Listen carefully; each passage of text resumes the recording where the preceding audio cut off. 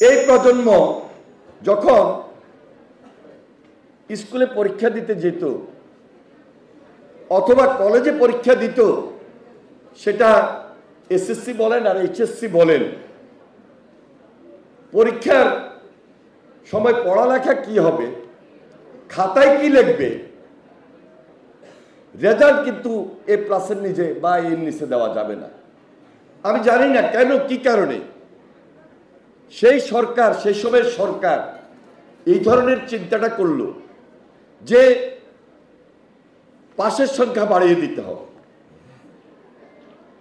এটা আমার জীবনে আমি দেখি নাই, আমার জীবনে আমি শুনি নাই,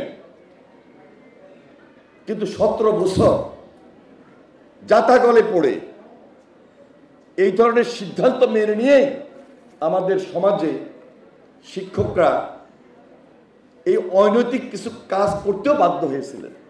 নতুন একটা যুগে এখন এসে দাঁড়িয়েছে। ওই যে বললাম যে গুণগত পরিবর্তন প্রত্যাশা অনুযায়ী রাজনীতিবিদদের কাছে, রাজনৈতিক দলের কাছে এবং নির্বাচিত প্রতিনিধিদের কাছে এদেশের মানুষ, বিশেষ করে এই প্রজন্ম প্রত্যাশা করে। আজকে এখানে অনেক ছাত্রছাত্রী আপনারা যারা উপস্থিত হয়েছেন, আমি আপনাদেরকে সাহস দিতে চাই, মনোবল দিতে চাই